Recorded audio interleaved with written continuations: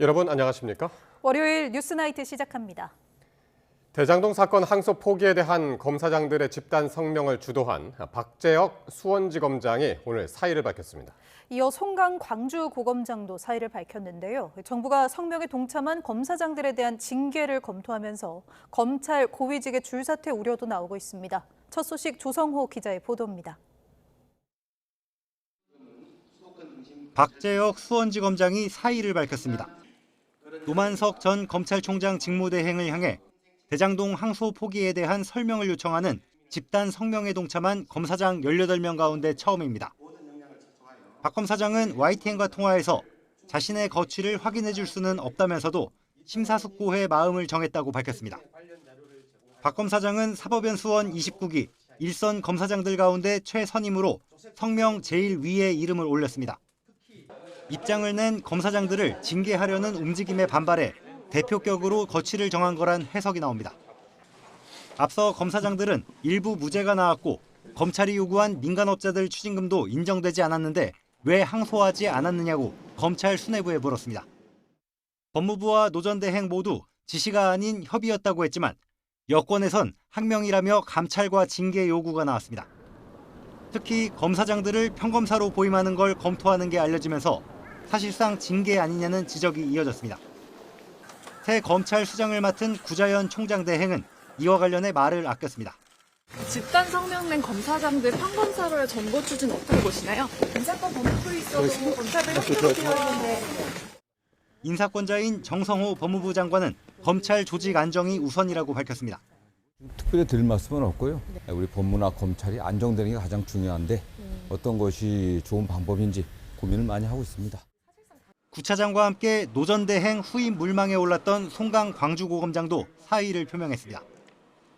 항소 포기 논란으로 불거진 내부 반발 기류가 검찰 고위 간부들의 줄사퇴로 이어지는 것 아니냐는 관측도 나오고 있습니다. YTN 조성호입니다. 이런 가운데 오늘부터 시작된 이재명 대통령 해외 순방을 계기로 민주당은 대장동 항소 포기 사태에 잠시 휴전을 선언한 모습입니다. 대통령 정상 외교에 힘을 싣겠다는 건데 반대로 국민의힘은 이번 주 내내 장외 여론전에 나섭니다. 박정현 기자입니다.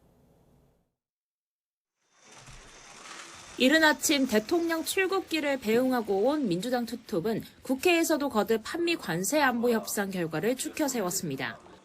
지난주까지만 해도 검란은 분쇄하겠다며 거친 말을 쏟아냈지만 민감한 현안 언급 없이 대통령 순방에 대한 기대로 발언을 채웠습니다. 외교 지평을 넓히고 있습니다. 참 자랑스럽습니다.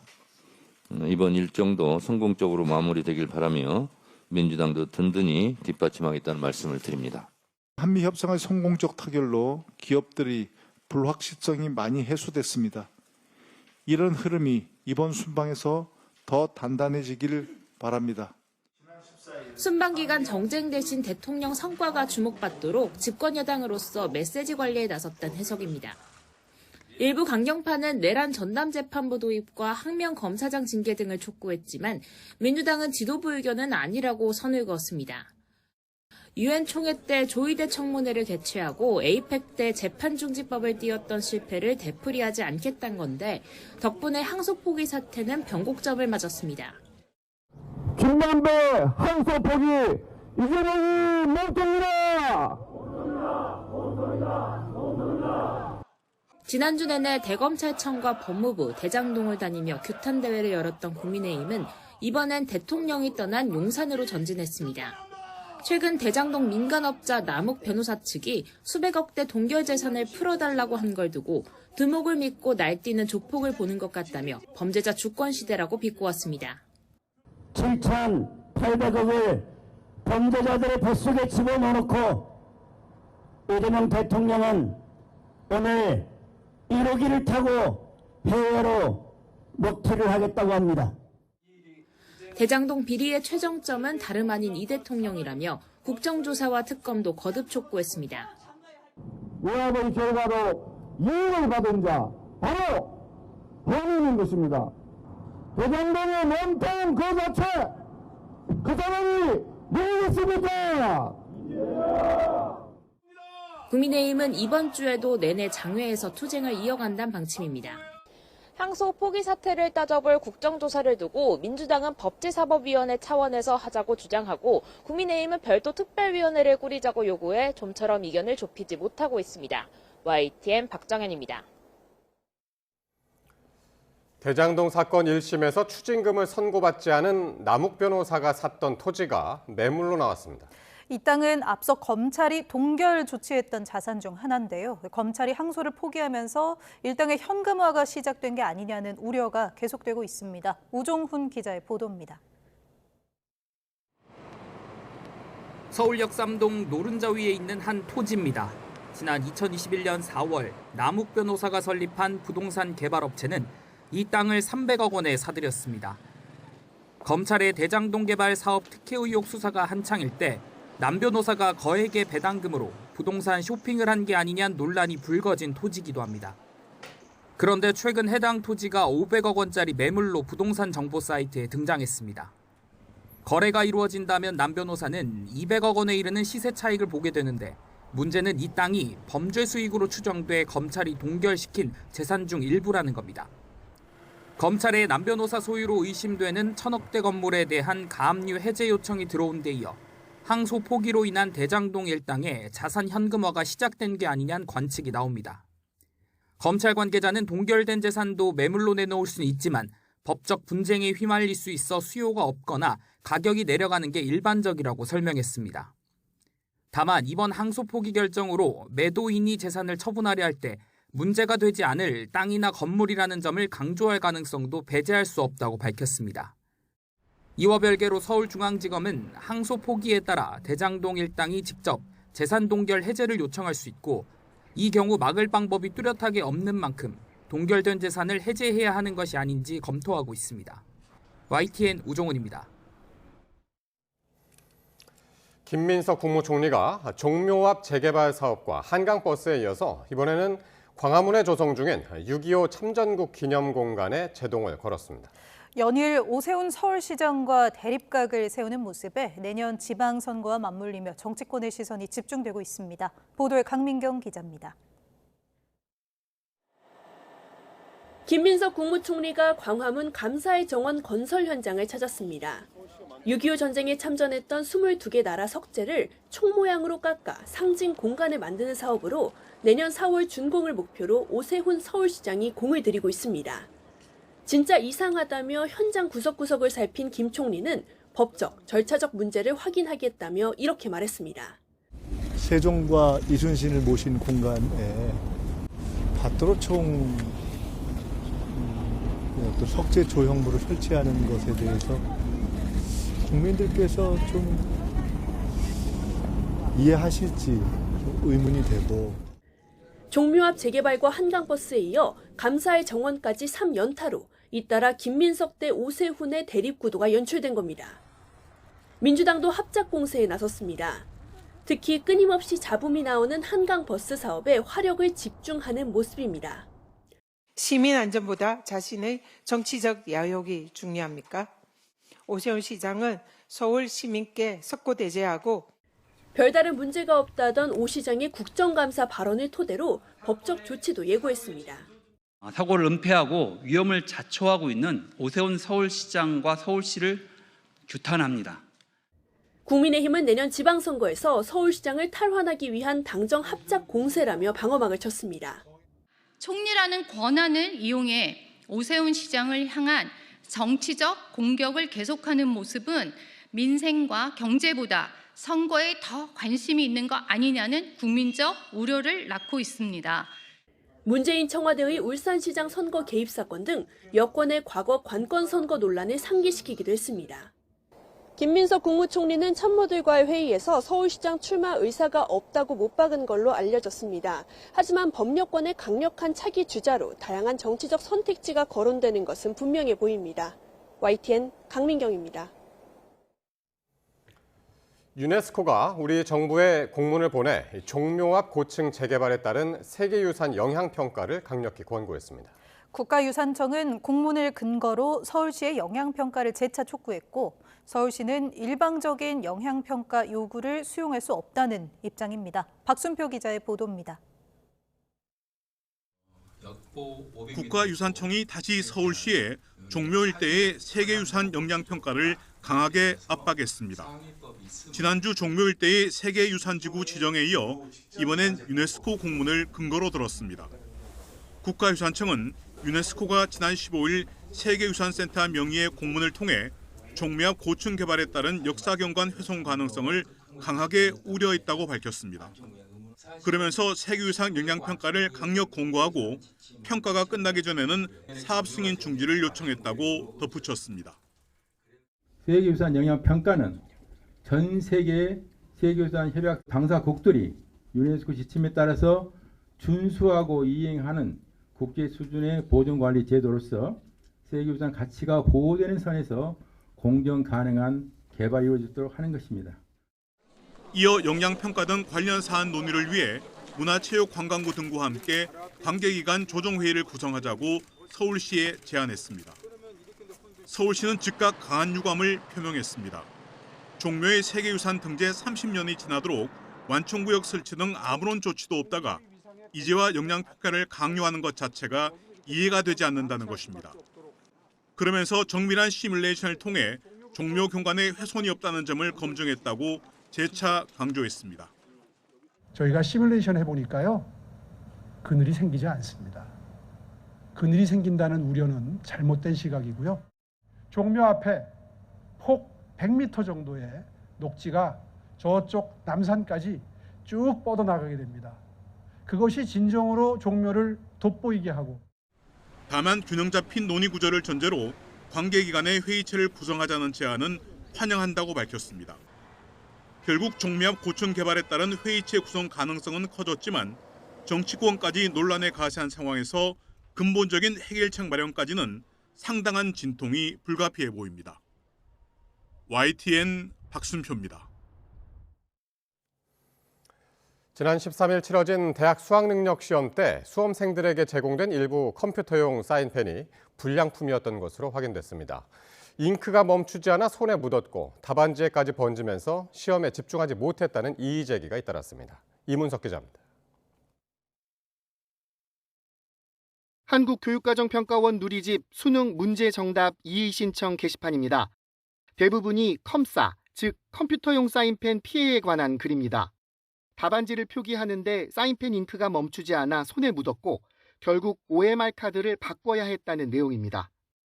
잉크가 계속 번져 마킹을 제대로 못했다. 교체한 OMR 카드에도 잉크가 묻어 울면서 마킹했다. 절망적이고 억울했다는 수험생과 그 가족들의 성토가 빗발쳤습니다.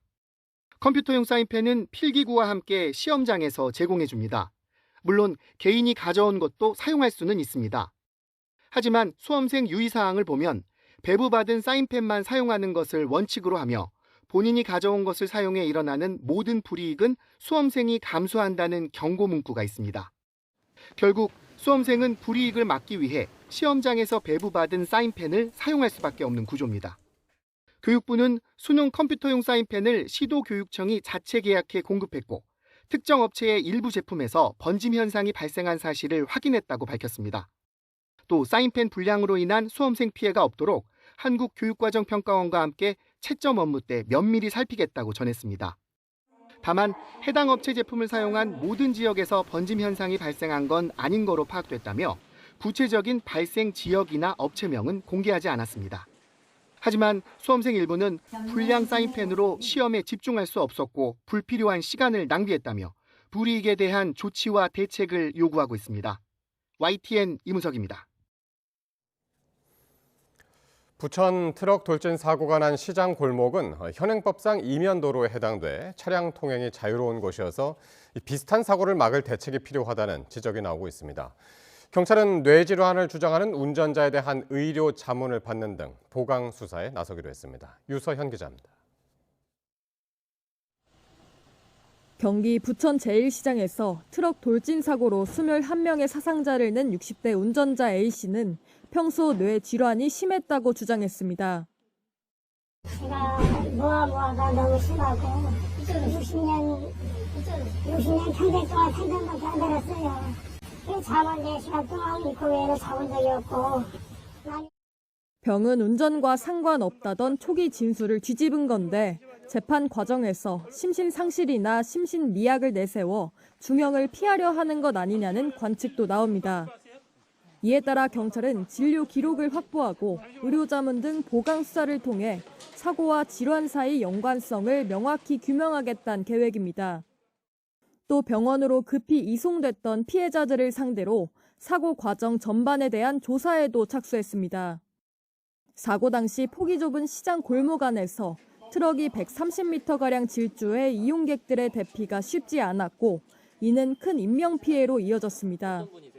해당 골목은 현행법상 이면도로에 해당 차량이나 오토바이 등 통행이 자유로운 곳입니다. 도로법상 그냥 도로인 거죠. 시장의 도로는 거의 다 그냥 도로인데 시장이 이렇게 물건을 내놔서 하는 거라. 좁은 골목을 시민들이 돌아다니며 물건을 살펴보는 구조라 자칫 돌진 사고가 일어나면 무방비로 대형 인명피해로 이어질 수 있다는 지적이 나옵니다. 길이 좁으니까 조금만 빨리 가도 빨라 보이잖아요. 사람도 많고. 지난해 12월 서울 목동 깨비시장에서는 70대 남성이 몰던 승용차가 돌진해 1명이 숨지고 12명이 다치는 사고가 나기도 했는데 비슷한 사고를 막을 대책이 필요해 보입니다. 프랑스 파리의 일부 구간에서는 상점이라든지 이런 비슷한 구간에 긴 말뚝이라 하는데 불화설치해서 차량을 아예 통제를 하게끔 되어 있는 것도 있거든요. 전문가들은 또 이용객이 특히 붐비는 시간에 맞춰 시장 내부 차량 진입을 제한하는 등의 조치도 검토할 수 있다고 조언했습니다. YTN 유서연입니다. 국토교통부가 외국인의 주택 이상 거래를 조사를 했더니 이 적발된 위법 의심 행위가 290건에 달했습니다. 국적별로는 중국인이 가장 많았고 매수 지역별로는 수도권이 전체 67%를 넘었습니다. 최두희 기자입니다. 서울에서 아파트를 4채나 사들인 외국인 A씨. 하지만 모자란 매매 대금을 메우려고 5억 원 이상을 외화 반입 신고도 하지 않고 들여오거나 정식 은행을 거치지 않고 이른바 환치기 수법을 통해 조달했습니다. 외국인 B씨는 같은 국적 외국인 C씨와 직거래 방식으로 인천의 한 아파트를 거래했습니다. B씨의 체류 자격은 방문 취업 비자인 H2에 해당해 임대 활동을 할 수 없는데도 불구하고 버젓이 월세를 받아 챙긴 셈입니다. 정부가 지난해 6월부터 올해 5월까지 외국인 주택 거래를 조사한 결과 적발된 위법 의심 행위 유형들입니다. 이상거래 438건 가운데 절반에 가까운 210건 거래에서 적발된 위법 의심 행위는 290건에 달했습니다. 위법 의심 행위 국적별로는 중국인이 125건으로 가장 많았고 이어 미국인 등의 순으로 나타났습니다. 중국을 포함해 상위 4개국 위법 의심 행위 유형에서는 거짓 신고가 가장 많았고 이어 편법 증여 등의 순이었습니다. 매수 지역은 수도권이 대부분이었습니다. 서울이 88건으로 가장 많았고 이어 경기 61건, 인천 32건으로 수도권 주택이 전체의 67%를 훌쩍 넘었습니다. 정부는 관계기관에 통보해 엄정한 후속 조치가 이루어지도록 할 예정입니다.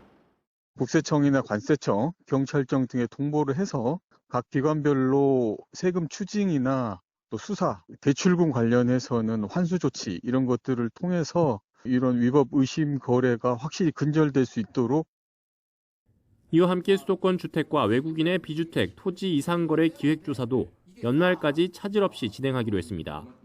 이 같은 외국인 위법 행위에 대한 법적 제재 수위를 높이는 방향도 논의했습니다. YTN 최두입니다. 취임 직후부터 미국과의 관세 협상을 진두지휘해온 김정관 산업통상부 장관이 YTN에 출연해 협상 막전 막후를 털어놨습니다. 협상 결과를 국회에서 비준받는 데 대해선 반대의 뜻을 밝혔습니다. 박기환 기자입니다. 한미 협상단을 이끈 김정관 산업통상부 장관은 지난 넉 달간 수없이 부딪혔던 맞상대 하워드 러트닝 미 상무장관을 두고 이렇게 표현했습니다. 굉장히 강한 스타일입니다. 이 목소리만 들어도 굉장히 톤이 크고요. 덩치도 저보다 훨씬 더 크고 주먹도 굉장히 큽니다. 협상이 교착 상태에 빠졌을 때 반전은 의외의 장소에서 생겨났습니다. 김 장관이 직접 9.11 추도식에 참석해 애도를 전하면서 테러로 동생과 동료 직원들을 잃은 러트닉 장관의 마음이 움직였습니다. 협상이나 비즈니스 이야기는 안 할게. 그냥 가서 그 서비스에만 참여를 하면 좋겠다. 너의 그냥 오래된 친구로서 어떤 전체적인 흐름에서 봤을 때 굉장히 중요한 시기였고 전환을 만들어내는 시기였던 것 같습니다. 러트닉 장관은 협상장에서는 큰 소리를 내고 자리를 박차고 나올 정도로 격분하곤 했는데 포기하지 않고 견디는 김 장관을 보고 트럼프 대통령은 터프한 협상가라는 별명도 붙여줬습니다. 물러서지 않고 계속 이렇게 견뎌낸 과정에 대해서 지독하다. 한번 때리면 들어가야 되는데 들어갔다 다시 나오고 하는 과정들에 대해서 석 달이 조금 넘는 기간 동안 6번의 방미, 30번의 만남 끝에 마침내 경주 에이펙 정상회의에서 한미 관세 협상이 마무리됐습니다. 김 장관은 러트닉 장관에게 한우를 대접하며 길었던 협상의 타결을 함께 자축했습니다. 한국 사람들이 소고기를 소중하게 생각하는지 한우 맛을 한번 보여주겠다고 해가지고 한우 세트를 주문해서 같이 이렇게 맛있게 먹었습니다. 김 장관은 러트닉 장관과의 신뢰관계가 앞으로 협상에서 큰 자산이 될 것이라고 확신하면서 협상 결과물이 국회의 비준을 거치는 데 대해선 반대 뜻을 폈습니다. 법적 구속력이 없는 양해각서로 존재해야 이후 협상의 여지를 만들 수 있다는 설명입니다. 링을 올라가는데 저희의 손발을 묶는 꼴이다. 행정상의 합의이기 때문에 자유롭게 우리를 원투펀치 날린다면 우리는 법에 이 MOU를 법적인 효력을 갖게끔 딱 저희를 묶어놓는 거거든요. 김 장관은 무엇보다 한미 관세 협상에서 우리나라의 경제력과 국력이 더 커져야 한다는 사실을 실감했다며 이를 위해 우리 기업들의 경쟁력이 크게 성장하도록 더 지원하겠다고 약속했습니다. YTN 박견입니다. 한미 관세 안보 협상의 후속 조치를 두고 국회 곳곳에서 여야가 충돌했습니다. 내년도 예산안을 늘리고 깎는 문제를 두고도 재정 건전성 등을 이유로 맞붙었습니다. 박희재 기자가 보도합니다. 기획재정위원회에서는 한미 관세 협상에 국회 비준이 필요한지를 두고 여야가 정반대 목소리를 냈습니다. 민주당은 팩트시트는 조약이 아닌 양해각서, 즉 MOU로 비준 대상이 아니라고 했지만 국민의힘은 국민에게 큰 재정적 부담을 지우기 때문에 국회 비준은 필수라고 맞섰습니다. 비준을 국회에서 받자라고 하는 것은 저는 자살골이에요. 확정적 비준을 우리가 먼저 해버리면 추후에 변화에 대해서 우리가 대응할 수 있는 여력이 없는데. 한미 FTA가 유효하다고 얘기를 하셨죠, 그죠? 네. 그 FTA도 국회 비준 받았으니까 이게 바뀌는 것도 사실은 국회 비준을 받는 게 맞는 거 아니겠어요? 막대한 규모의 투자 의무까지 지게 되는 거 아니겠어요? 정부는 MOU 25조는 행정적 합의로 법적 구속력이 없다고 명시했다면서 국회 비준의 반대 뜻을 분명히 했습니다. 합의문은 양국 정치, 경제 상황에 따라 유동적일 수 있는데 괜히 우리에게 족쇄로 작용할 수 있다는 겁니다. 만약에 저희들이 비준 동의를 받는다면 저희만 구속이 되는 그렇죠. 저는 그래서 네. 여야는 한국수출입은행의 대미 통상대응 예산 7천억 원 편성을 두고도 격돌했지만 정회 끝에 일단 원안대로 편성하기로 했습니다. 내년도 나라 살림을 증액, 감액하는 예산 소위 첫 회의에서는 국민성장펀드와 농어촌 기본소득 같은 이재명 정부의 주력 사업을 두고 공방전이 벌어졌습니다.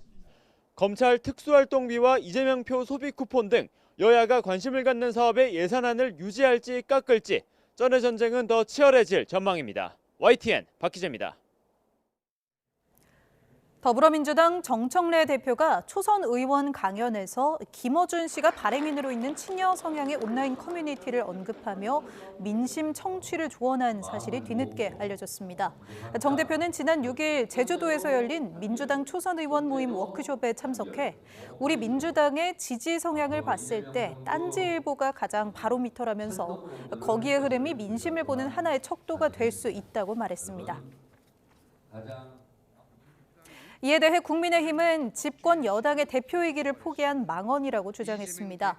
당 미디어특별위원회는 성명서에서 딴지일보는 그간 천안함 좌초설을 비롯한 수많은 허위 사실과 가짜 뉴스로 사회를 혼란하게 만든 사회적 독극물 같은 인물의 커뮤니티라며 통합에 앞장서야 할 집권 여당 대표가 정치 편향적인 방송인을 교주모시듯 하면서 가짜 뉴스를 민심으로 포장한 건 개딸의 앞잡이를 하겠다는 자기 고백에 불과하다고 지적했습니다.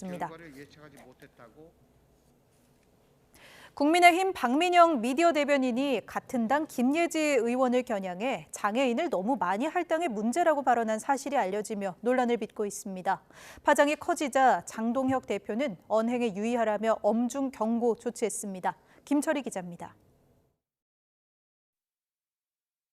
지난주 보수 성향 유튜브 방송에 출연한 국민의힘 박민영 미디어 대변인.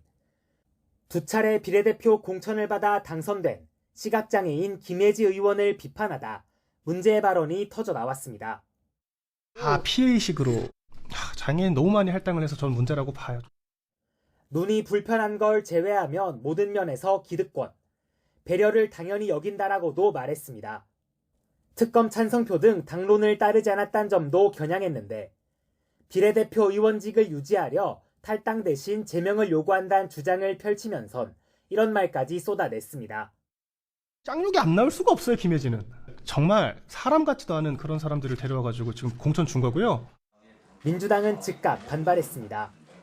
미디어 대변인단 제도 취지가 이것이냐며 최소한의 품격부터 지키라고 지적했습니다.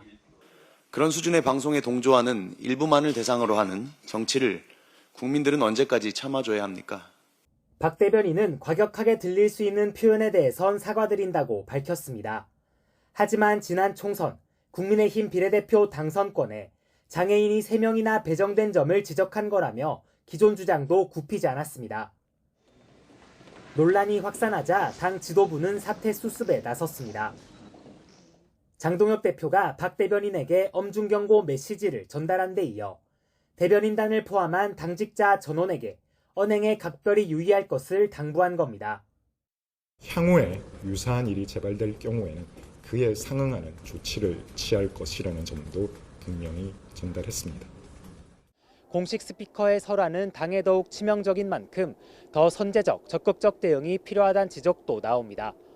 YTN 김철입니다. 초겨울 추위가 다시 기승이죠. 내일 아침은 올가을 들어 가장 춥겠습니다. 서울은 처음으로 영하권에 들겠고 체감 온도는 영하 10도 안팎까지 떨어질 전망인데요. 호남 지역에는 첫눈이 올 가능성도 있습니다. 김민경 기자의 보도입니다. 출근길 시민들 옷차림이 다시 한겨울처럼 두꺼워졌습니다.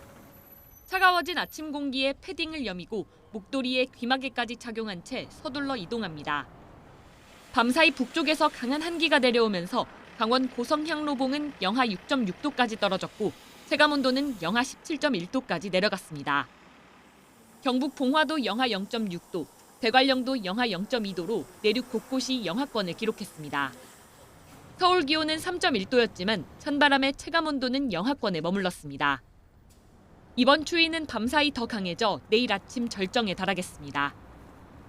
서울 기온이 올가을 들어 처음으로 영하권으로 내려가며 체감온도는 영하 10도에 육박하겠습니다. 특히 강원도와 영남 일부 지역은 기온이 10도 이상 떨어지는 곳도 있겠습니다. 기상청은 철원과 부산 등 동쪽 일부 지역에 한파특보를 발령하고 급변하는 날씨에 대비해달라고 당부했습니다. 북쪽에 찬 공기가 내려오는 가운데 밤사이에는 복사냉각까지 크게 작용하면서 기온이 하루 만에 5도에서 10도가량 떨어지면서 올 가을 들어 가장 추울 것으로 예상됩니다. 추위 속에 제주 산간과 호남 일부 지역에는 올가을 첫눈이 예상됩니다. 호남 서해안과 일부 내륙에는 1cm 안팎, 제주 산간에는 1에서 5cm의 눈이 내릴 전망입니다. 또 밤사이 일부 내륙에는 약한 비가 내리며 도로 살얼음이 생길 수 있어 아침 출근길에는 미끄럼 사고에 대비해야 합니다. 기상청은 또 강추위 속의 동해안 지역은 건조주의보가 확대하고 강풍 지역이 늘고 있다며 산불 등 화재에도 각별히 유의해달라고 당부했습니다.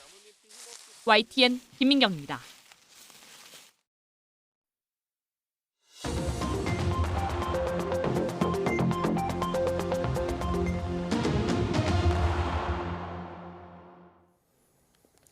정치권 관심 뉴스 살펴보는 포커스 나이트 시간입니다. 오늘은 강성필 민주당 부대변인, 정광재 동현정치연구소장과 함께하겠습니다. 어서 오십시오. 안녕하세요. 안녕하세요. 안녕하십니까.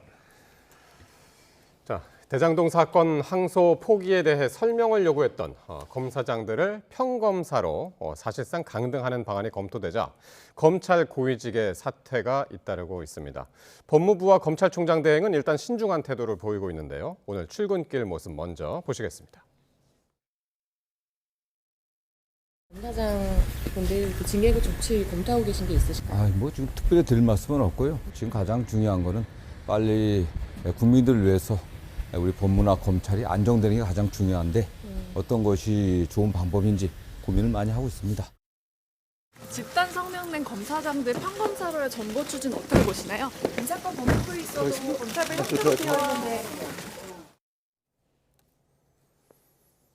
예, 아직까지 명확하게 검사장들을 평검사로 전도 조치하겠다 이런 방침이 세워진 건 아닌 것 같습니다. 정성호 장관은 원론적인 답변을 내놨고요. 검찰총장 대행은 아무 말 없이 들어갔는데 분위기 어떻게 보시나요, 지금? 일단 이제 뭐 정성호 법무부 장관으로서는 어쨌든 법무부 수장이기 때문에 이제 검찰 내부의 분위기라든지 전체적인 어떤 상황에 대해서 파악을 해야 되는 어떤 책임감이 있을 겁니다. 근데 이제 저희 민주당과 당원들과 많은 국민들은 사실 이번에 이 항소 포기, 대장동 항소 포기와 관련해 가지고 이 검찰들이 집단적으로 반발한 것에 대해 이거 너무 선택적인 거 아니냐라는 이제 비판이 분명히 있다고 생각을 합니다. 예. 그렇기 때문에 사실 이제 이 검사 징계와 관련해 가지고는 검찰은 사실 검찰총장과 검사 2개 직급밖에 없거든요. 하지만 편의상 이제 보직을 부여한 거 아니겠습니까? 그리고 이제 2007년도에 이제 과거에 한 검사장도 로비 사건과 관련돼 가지고 검사장에서 평검사로 이제 보직을 바꾼 사례가 있어요. 네, 그래서 이제 인사 취소 소송을 냈지만 결국에는 이제 패소했습니다. 그렇기 예. 때문에 이거와 관련해 가지고는 법적으로 전혀 문제가 없는 것이고 사실 이제 검사들은 우리는 자꾸 설명을 요구했다고 하는데 이걸 두고도 이제 국민들이 얼마나 정말로 검사들이 설명을 요구했구나라고 믿겠습니까? 사실 뭐 검사를 징계한다고 했을 때 이거 징계한 것이 아니다. 보직을 바꾼 것뿐이다. 이렇게 말하면 또 웃는 것처럼 예. 사실 검사들이 집단적으로 반발한 건 사실인 것이죠. 그리고 이제 한간에서는 특히 민주당에서는 이번에 많이 반발을 하신 분들이 과거에 대장동 2차 수사팀, 그러니까 이분들이 검찰 수사를 하는 과정에서 조작이 있었다고 보기 때문에 예비 피의자라고 보고 있거든요. 이분들 중심으로 검찰 조직에서 반발하고 있기 때문에 절대로 좌시할 수 없다 이런 분위기입니다. 네. 일단 검사장에서 평검사로 인사를 하는 조치가 이게 언뜻 보면 이제 강등 같은데 법무부에서는 그렇게 안 보는 것 같아요. 지금 말씀하신 대로. 그러니까 그게 검찰청법 6조에 보면은 검사는 검찰총장과 검사 이 두 개로만 나뉘는 예. 거죠. 법적으로는 그렇습니다. 근데 그게 실무적으로는 평검사부터 부부장검사, 부장검사를 거쳐서 검찰총장까지 7개의 이 직급으로 운영이 돼요. 사실상 이 검사장급을 평검사로 발령을 낸다는 것은 강등 인사라고 봐야겠죠. 오죽하면 민주당과 상당히 정치적으로 가까운 목소리를 많이 내고 있는 정의당에서도 이런 식의 인사를 통해서 검찰 조직을 장악하려고 하는 것이 과거 윤석열 정부와 무엇이 다르냐라는 요지의 성명서를 발표하겠습니까? 지금 얘기하고 있는 것은 정당하게 본인들이 법리적으로 문제를 삼고 있는 부분에 대해서 해명을 요구한 것에 대해서 이건 항명이야? 라고 규정하고 그것에 대한 대가로 강등을 시키겠다는 건데 이렇게 하면 어느 국민이 이것이 정당한 인사라고 이해할 수 있겠습니까? 결국에는 본인들의 입맛에 맞지 않는 사람은 솎아내고 본인들의 맞는 사람으로만 검찰 조직을 새롭게 만들겠다라는 뜻으로밖에 해석해 볼 수 없는 거고요.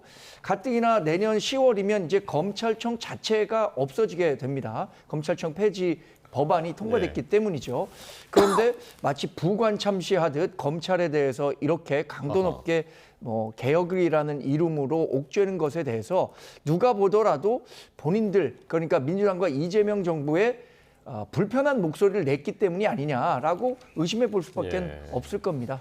지금 뭐 부관참시라는 용어까지 쓰셨는데 오늘 어쨌든 검찰에서는요 고검장급 1명 그리고 검사장급 1명이 사의를 표명했습니다. 오전에는 박재혁 수원지검장이 사의를 표명했고요. 오후에는 송강 광주고검장이 법무부에 사의를 표명했는데 검찰 내부에서는 이 검사 징계 뭐 징계가 아니라고 해서 좀 용어 지금 이제 사용하는 게 조금 그렇습니다만 어쨌든 이걸 기정사실로 지금 받아들이는 것 같습니다.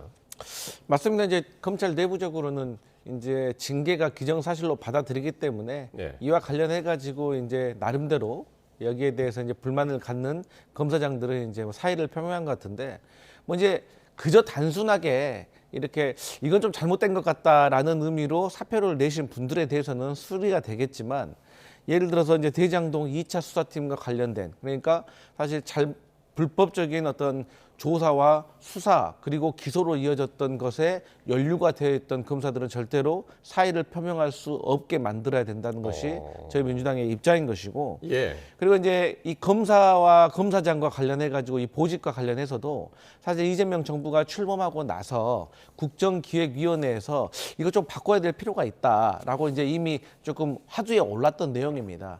예를 들어서 이제 법원 같은 경우 판사들 같은 경우는 이 법원장을 하다가도 또 일선 판사 평판사로 가는 겁니다. 왜냐하면 이게 독립적인 판사라 어떤 그 판결에 대한 어떤 구조가 이런 상황에서 더 이루어지는 거예요. 그런데 이제 검찰은 한번 뭐 검사장이 돼서 승진을 해버리면 계속해서 검사장을 해서 지휘를 하는 입장 아니겠습니까? 예. 그렇기 때문에 이것도 수평적으로 좀 바꿔야 된다. 뭐 국회 같은 경우도 다 국회의원 300명이 독립적인 관계 아니겠습니까? 그럼 또 원내대표 하다가 또 임기 끝나면 평 의원이 되는 것처럼 검찰 조직도 남은 기간만이라도 이런 식으로 운영이 되어야지 검사들도 개개인의 독립적인 중립성과 공평함을 가지고 수사에 임할 수 있을 것이다 이렇게 봅니다. 그래서 이게 뭐 이 두 사람으로 인해서 이제 끝날 건지 계속 이어질지 이제 그것도 궁금합니다만 오늘 정성호 장관이 앞서서 보셨습니다만 검찰 조직의 안정을 강조하면서 어떤 것이 좋은 방법인지 고민하고 있다 이렇게 얘기를 해서 이 검사장의 이 평검사 인사 조치가 그 방법이 될 수 있을까? 이것도 지금 검토를 하고 있는 거잖아요. 뭐 그것이 검찰을 오히려 자극하면 자극하지 검찰 조직의 안정을 가져올 수는 없을 거라고 생각합니다. 저는 가장 좋은 방법은 노만석 전 검찰총장 대행이 본인이 항소 포기를 결정하는 과정에서 있었던 일들을 소상히 구성원들에게 설명했다면 그것이 검찰 내에서 일정 부분 어떤 설득력을 가질 수 있었다고 생각하는데 그런 것이 없었잖아요. 그래서 그 항소 포기 과정에서 어떤 일이 있었는지에 대해서 지금 국회 차원에서 특위를 구성하든 국정조사를 하든 뭐 특검을 하든 여러 가지 대안들을 내놓고 있습니다. 이것을 통해서 이 진실 규명이 이루어질 때 비로소 검찰 조직이 안정될 수 있을 것이라고 생각합니다. 지금 이른바 항명을 했다는 이유로 평검사로 강등하겠다고 하는데 논리적인 모순이 있습니다. 항명이라는 것은 명령이 있었다는 뜻인데 명령이 없었다고 법무부나 뭐 정성호 법무부 장관, 이진수 법무부 차관 다 얘기하고 있는 것 아닙니까? 그러니까 항소 포기하라는 지시를 내리지 않았는데 이 사람들이 항소 포기한 것에 대해서 문제를 제기하니까 항명이라고 하는 것은 논리 자체가 맞지 않는 거죠. 본인들은 지시하지 않았다고 하는데 이 사람들이 어떻게 항명이 성사되는 겁니까? 또 하나 최상병 사건과 많이 비교를 해서 이야기를 합니다. 박정훈 대령이 부당한 지시에 대해서 항명했다는 이유로 실제 재판을 받기도 했죠. 근데 그때는 항명 그거 아니다라고 민주당이 얘기했습니다. 같은 구조 속에서 검찰들이 그런 의견에 대해서 문제 제기를 한 것이 왜 항명이 될 수 있는 것인지 이 부분에 대해서도 민주당이 한번 설명을 해야 될 거라고 생각합니다. 네. 검찰 조직의 안정. 그런데 법무부에서는 지금 성명을 낸 평검사들도 역시 이제 그 징계나 감찰을 검토하고 있다고 해서 이게 과연 안정이 곧 찾아올 수 있을까 싶은데요. 어떻게 보세요? 그러니까 이제 이 조직에는 이 룰이란 게 있어야 됩니다. 그러니까 이제 국가공무원법 66조에 보면 이 검사들도 이 집단적으로 반발을 할 수가 없게 되어 있어요. 그리고 이제 우리 대한민국 공무원들, 그러니까 검찰도 사실 국가직 공무원인데 사실 다른 공무원들과 조금 다른 대우를 받아왔습니다. 사실 그렇기 때문에 아직까지는 이렇게 집단 반발을 하면 마치 명예로운 것처럼 또 검사 동일체 원칙에 의해서 움직이는 것처럼 하지만 이게 분명히 잘못된 것이기 때문에 조직을 안정시키는 거는 신상필벌을 제대로 하는 겁니다. 그렇기 때문에 국가공무원법 66조를 어겼다고 판단이 되면 엄중하게 다스려야 된다는 것이 저는 원칙이라고 생각을 하고요. 국민의힘에서는 자꾸 명령이 없었는데 무슨 항명이냐 이런 말을 하잖아요. 그러니까 저희가 봤을 때는 명령도 없었는데 집단 반발하니까 그게 저희가 봤을 때는 좀 잘못됐다고 생각하는 거거든요. 그리고 이제 자꾸 최병 순직 사건과 외압과 관련해서 이제 비교를 하시잖아요. 이거 정말 비교하시면 안 됩니다. 왜냐하면 아니 뭐 이재명 대통령이 윤석열 전 대통령처럼 뭐 경로 대노를 하기를 했습니까? 아니면 뭐 항소장을 되찾아오기를 했습니까? 네. 전혀 상황이 다르잖아요. 그렇기 때문에 민주당에서 지금 주장하는 것처럼 사실 이제 검찰 내부적으로도 사실 집단적으로 반발한 이러한 상황에 대해서는 분명히 예. 잘잘못을 가려서 징계가 필요하다면 징계를 해야 된다 이런 생각입니다. 알겠습니다. 오늘 그 여론조사 결과가 하나 나왔죠. 이재명 대통령 지지율이 54.5%로 3주 만에 하락세로 돌아섰습니다. 긍정평가가 54.5%로 2.2%포인트 낮아졌고요. 직전 조사보다. 그리고 부정평가가 41.2%로 2.5%포인트 상승을 했습니다. 이게 리얼미터에서는 대장동 항소 포기 논란이 영향을 주었다. 이렇게 해석을 하고 있던데 이건 어떻게 보셨나요? 실제로 이번 리얼미터 조사에서는 대장동 항소 포기가 적절했느냐 적절하지 않았느냐는 묻지 않았어요. 발표하지 않았습니다. 네, 그런데 지난 금요일에 나왔었던 갤럽 여론조사를 보면은 48대 29로 적절하지 않다라고 판단한 사람이 훨씬 많았죠. 그러니까 국정을 지지하는 사람들이라고 하더라도 이렇게 그 항소 포기가 이루어진 과정에 대해서는 이게 정당하지 않다라고 의문을 제기하는 사람들이 많다는 거예요. 그러면 뭐 누구나 이 사태를 봤을 때 국정 지지율이 왜 떨어졌을까? 그 중심에 항소 포기를 이재명 대통령이 직접 내렸는지 안 내렸는지에 대해서는 확신할 수는 없지만 어쨌든 이재명 대통령의 사법 리스크가 있기 때문에 이런 과정이 연출된 것 아니냐라고 상식적으로 생각하는 분들이 많기 때문이라고 봐야 할 것 같습니다. 예. 그래서 이재명 대통령이 저는 이 난국을 타개할 수 있는 방법은 하나밖에 없다고 생각합니다. 이 부분과 관련해서 내가 재판 받겠다. 그러니까 헌법 84조 때문에 재판이 중지돼 있지만 지금 이 그 대장동 1심 판결에서도 사실상 이재명 대통령의 유죄를 인정하고 있다고 봐야 되거든요. 판결문만 놓고 보면.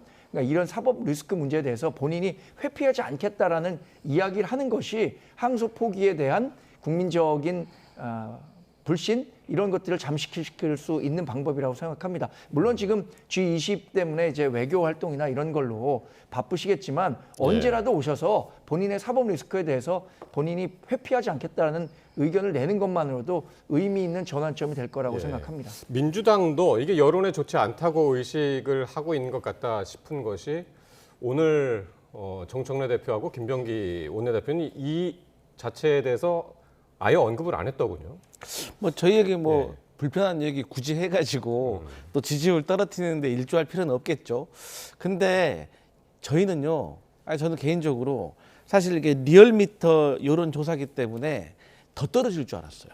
이게 전화 면접하고 이 버튼식 전화를 ARS로 누르는 방식하고 조금 차이가 있거든요. 예. 그러니까 버튼식으로 할 때는 사실 정치적 올바른 현상이라고 해가지고 사실 내 마음은 그렇지가 않아도 이걸 막 더 누르기가 쉽습니다. 왜? 예. 사람이 물어보는 게 아니기 때문에. 그래서 저는 사실 이번에 리얼미터는 더 떨어질 줄 알았어요. 근데 리얼미터가 ARS 맞습니다. 조사죠. 근데 더 떨어지지 않았던 이유는 사실은 앞으로 이제 이 관세 협상과 관련해 가지고 더 좋은 결과로 또 국민의 여론이 더 좋아질 거라고 생각을 하고 또 이번 주에 뭐 국민의힘 대변인 같은 경우도 또 뭐 장애인 비하 발언을 해가지고 또 악재가 있고 대장동 2차 수사팀의 녹취록 조작과 같은 이런 내용들이 이번 주에 계속 보도가 되면 사실 저희는 이 부정적인 여론보다 긍정적인 여론이 더 올라갈 거다라고 생각을 합니다. 다만 이번 주에는 그러면 왜 떨어졌을까라고 이제 복기를 해보면 어쨌든 간에 이 항소 포기와 관련해 가지고 국민의힘에서는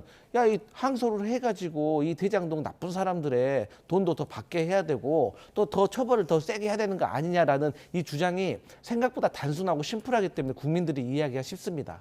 하지만 지금 민주당이 주장하고 있는 것처럼 이 항소를 하더라도 실익을 얻기가 어렵고 또 민사소송을 통해서 충분히 받을 수 있다라는 이 주장은 다소 국민들이 이해하기는 좀 복잡한 문제이기 때문에 예. 이 프레임에서 조금 밀렸던 것 같아요. 하지만 제가 앞서 말씀드렸던 그 내용 때문에 저는 다음 주에는 또 여론이 반전될 거라고 기대를 하고 있고 더 중요한 거는 지금 국민의힘은 그럼 민주당은 이렇게 떨어지는데 민주당이 이렇게 잘못하고 있는데 왜 국민의힘은 도대체 지지율이 안 오를까요? 그래서 이제 그것도 한번 그래픽을 한번 볼 텐데요. 네, 아주 간단한 게 방금도 우리 정강재 전 대변인께서 말씀하신 것처럼 자꾸 이재명 대통령 뭐 재판 받으라는 거예요. 그러면은 G20 정상회담 가야 되는데 재판 받기 때문에 못 가는 겁니까? 그러니까 국민들이 이런 프레임은 사실 인정을 하지 않고 있다는 거죠. 지금 그래픽을 보시면은 진짜 이제 더불어민주당은 0.2%포인트 뭐 미미하긴 하지만 직접 운전서보다 올라갔고 국민의힘은 좀 상대적으로 올라가 반사이익을 얻지 않을까 싶었는데 그렇지도 않은 것이 오히려 0.6%포인트가 내려갔단 말이에요. 예, 국민의힘 입장에서는 이거 어떻게 보시나요? 상당히 뼈아픈 대목입니다. 우리나라가 사실상의 양당제가 고착화된 거죠. 두 정당 간의 정권 교체가 이루어지니까. 그런데 양당제가 고착화된 상황에서 상대 정당이 못할 때 우리 정당의 지지율이 올라가는 것이 기본적인 문법인데 지금 그렇게 되지 못하고 있단 말이에요. 사실 이재명 대통령의 국정 지지율이 높은 상태로 유지되고는 있지만 그렇다고 뭐 국민들이 절대적으로 이재명 대통령의 국정에 대해서 완벽하게 동의하는 상황은 아님에도 불구하고 또 여러 실책들이 나옴에도 불구하고 국민의힘 지지율이 이렇게 지지부진한 것은 저는 딱 한 가지 원인이 있다고 봅니다. 지난 2주간 윤석열 전 대통령과 김건희 여사의 재판이 사실상 생중계되다시피 국민들에게 다 전달이 됐습니다. 윤석열 전 대통령은 곽종근 전 사령관이나 홍장원 전 국정원 차장 또는 계엄내 동원됐던 대령급 군 인사들과 이른바 진실 공방을 하는 것처럼 계엄과 관련해서 본인의 책임이 없다 이렇게 얘기를 했고 김건희 여사 같은 경우에도 보석 신청하는 과정에서 일정 부분 부정한 선물을 받았다는 것은 인정하면서도 특정한 것은 또 받지 않았다. 이렇게 얘기하는 것이 국민들에게는 굉장히 피로감을 줬단 말이에요. 근데 이 두 사람에 대한 피로감이 결국에는 국민의힘으로 전이되고 있다고 봅니다. 윤석열 전 대통령이 5월 달에 우리 당을, 그러니까 국민의힘을 탈당했다고는 하지만 국민이 보기엔 여전히 국민의힘은 윤석열 대통령과 관련이 있다. 여전히 절연하지 못하고 있다라는 평가를 하고 있기 때문에 이 중도 진영에서 이탈하는 유권자들이 국민의힘에는 쉽게 마음을 열지 못하고 있다. 그렇게 봐야 할 것 같습니다. 그래서 이제 장동혁 대표의 이제 행보 그리고 뭐 윤석열 전 대통령을 이제 면회를 했다든가 아니면 이제 우리가 황교안이다 뭐 이런 발언들이 영향을 미친 게 아닌가 뭐 이런 분석들도 지금 나오고 있는데. 이번에는 서울시로 가보겠습니다. 이 김민석 총리가 오세훈 서울시장의 역점 사업에 잇따라 견제의 목소리를 내고 있습니다. 이번에는 광화문에서 공사 중인 6.25 참전국 기념 공간, 이 감사의 정원 사업을 직접 겨냥했는데요. 국민의힘도 강하게 반발을 하고 있습니다. 관련 발언들 듣고 오겠습니다. 세종과 이순신을 모신 공간에 밭도로총 석재 조형물을 설치하는 것에 대해서 국민들께서 좀 이해하실지 좀 의문이 되고 행정적으로 절차적으로 또 법적으로 살펴볼 바가 없는지 챙겨보도록 하겠습니다. 총리라는 권한을 이용해 오세훈 시장을 향한 정치적 공격을 계속하는 모습은 민생과 경제보다 선거에 더 관심이 있는 거 아니냐는 국민적 우려를 낳고 있습니다. 김민석 총리가 서울시의 현안 사업 현장에 찾는 일이 요즘 잦아지고 있습니다. 종묘 앞 재개발 사업 그리고 한강버스에서 이번에는 이제 감사의 정원에도 김민석 총리가 문제 제기를 했는데 어떻게 보시나요? 그런 배경이 있다고 보십니까? 어떻게 해석을 하고 계십니까? 일단 이제 국민의힘에서는 이제 김민석 총리가 서울시장 출마하기 위해서 일부러 이렇게 오세훈 시장을 저격하는 거 아니냐 이제 그렇게 오해들을 하시는데 제가 듣기로는 오늘도 이제 김민석 총리가 모처에서 지인들에게 지방선거 출마하지 않겠다라고 말씀을 하셨다 그래요. 그렇기 때문에 이제 단순히 어떤 선거의 경쟁적인 구도에서 김민석 총리가 오세훈 서울시장에게 대해서 자꾸 이제 비판이나 혹은 지적을 한다고 생각하지는 않았으면 좋겠습니다. 그 이유가 뭐냐면 지난 11월 13일 같은 경우도 김민석 총리가 서울 시민의 안전과 관련된 특히나 지상이 아닌 이 수상에서 일어난 이 한강 버스와 관련돼서 점검을 해보고 나서 여러 가지로 문제점이 보이기 때문에 행안부와 잘 상의하고 협의해가지고 안전성을 좀 담보했으면 좋겠다라고 지적을 한 바로 그 다음 날 한강 버스가 사고 난 거 아니겠습니까? 국민의힘 내부에서도 도대체 한강버스 왜 하려고 하는지 이해를 못하겠다라고 해요. 왜냐하면 그 실수들이 너무나도 황당하고 기초적인 것이기 때문에 그래요. 예. 그리고 이 오세훈 서울시장께서 얼마 전에도 이 광화문 광장에다가 100m짜리 태극기 개양대를 세우겠다고 하셨어요. 이거 좀 도시 미관상도 좀 뜬금없지 않습니까? 그리고 이번에는 이제 감사해줘. 물론 취지는 좋아요. 그런 공간도 저는 나름 필요하다고 생각을 합니다. 하지만 그것을 광화문 광장, 이순신 세종대왕이 있는 근처에다 하는 것이 과연 이 테마에 맞는 것인가에 대해서 의문이 있고, 저는 차라리 오세훈 서울시장께서 이 광화문 광장에 아스팔트 집회만 못하게 하더라도 오히려 서울 시민들에게 박수 받을 일이다. 예. 저는 정말 그 민주당이 서울시장이 후보가 서울시장이 되든 뭐 오세훈 서울시장께서 계속 하든 간에 차라리 그런 비효율적인 어떻게 보면 서울 시민의 자유를 어떤 뺏는 그런 서울 광장에 아스팔트 집회나 못하게 했으면 좋겠다, 이런 말씀 거듭 드립니다. 예. 사실 그 지금 김민석 총리가 내년 서울시장 선거에 직접 뛸지 아니면 간접적으로 누군가를 지원할지 알 수는 없죠. 김민석 총리가 지금까지는 서울시장에 출마하지 않겠다라는 뜻을 밝혔지만 내년 초에 정치 환경이 또 어떻게 바뀔지 모르고 김민석 총리만 예를 들어서 오세훈 시장과 1대1로 붙었을 때 이길 수 있다라고 했었을 때 민주당이 김민석 총리 차출하지 말라는 법 없죠.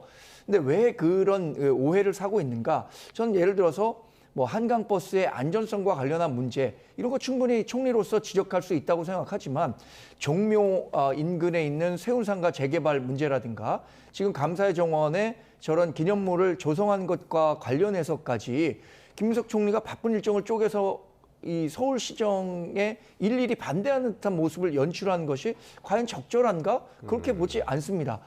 안전과 관련한 문제는 워낙 그 심각한 문제이기 때문에 네. 여러 그 안전사고에 관한 우려도 실제 있었었고 문제 지적한다고 생각할 수 있고 받아들여야 한다고 생각합니다. 그래서 오세훈 서울시장도 한강버스와 관련해서는 정말로 안전이 120% 담보되지 않는 상태에서 수상버스를 재개한 거 저도 그것에 대해서는 개인적으로 반대합니다. 그러나 종묘 일대의 재개발 문제라든가 광화문을 새롭게 단장하는 부분 저는 충분히 오세훈 서울시장이 이야기하는 것이 네. 정당성이 있고 시민들의 호응을 받을 수 있다고 생각하기 때문에 그 부분과 관련해서는 오세훈 서울시장이 훨씬 더 자신감을 갖고 김민석 총리에게 뭐 토론을 하든 밀어붙여도 되는 사안이라고 평가합니다. 네.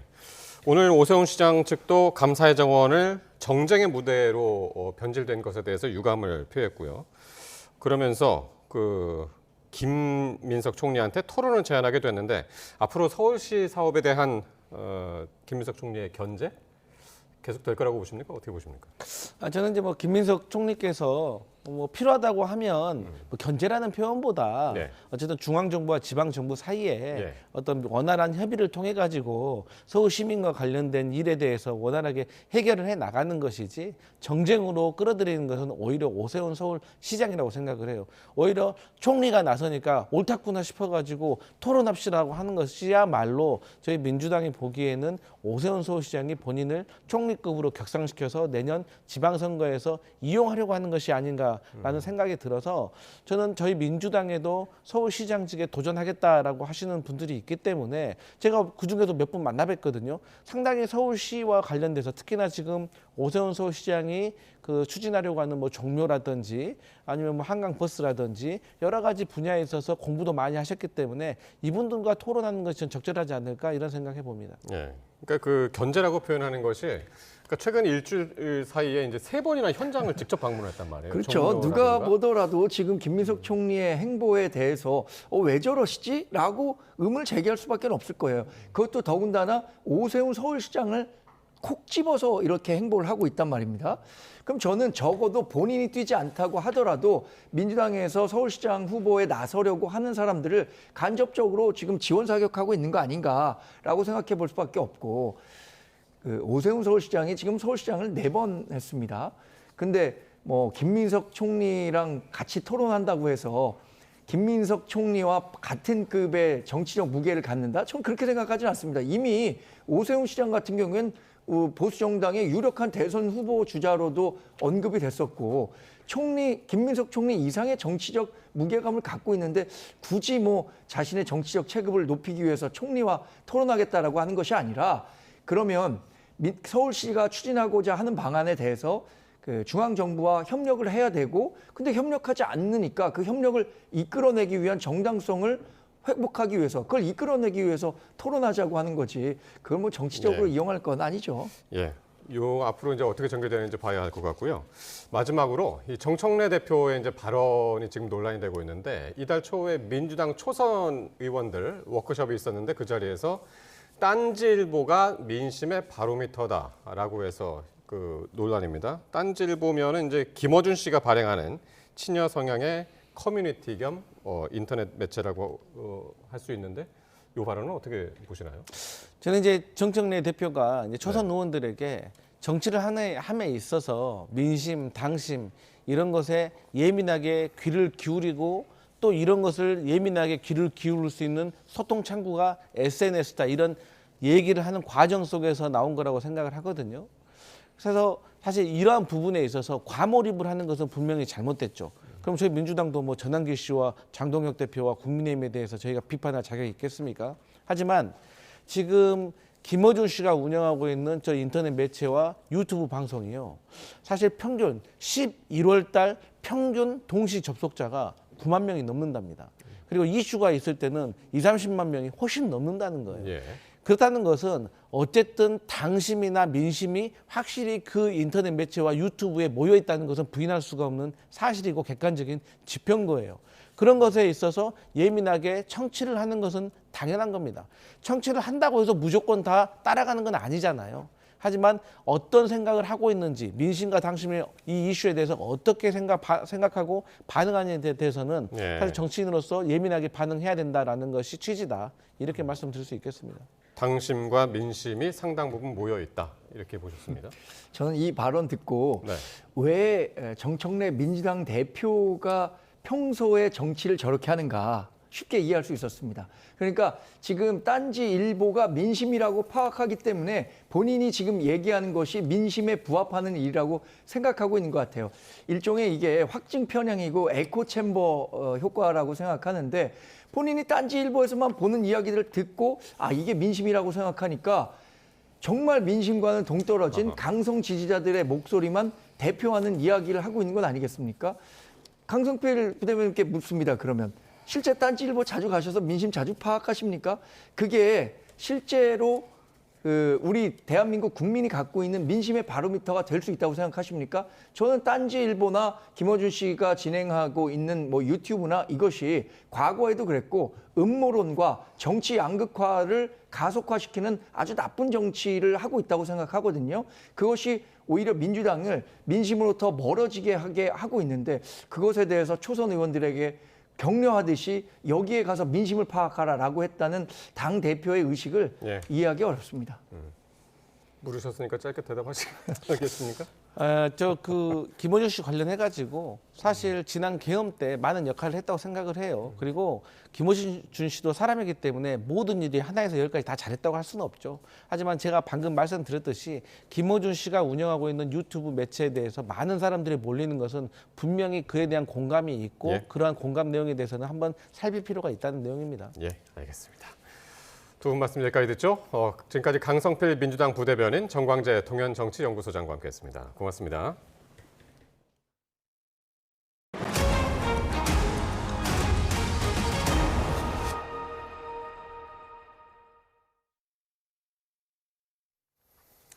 남아공 주요 20개국 G20 정상회의 참석차 4개국 순방길에 오른 이재명 대통령이 첫 방문국인 아랍에미리트 UAE에 도착했습니다.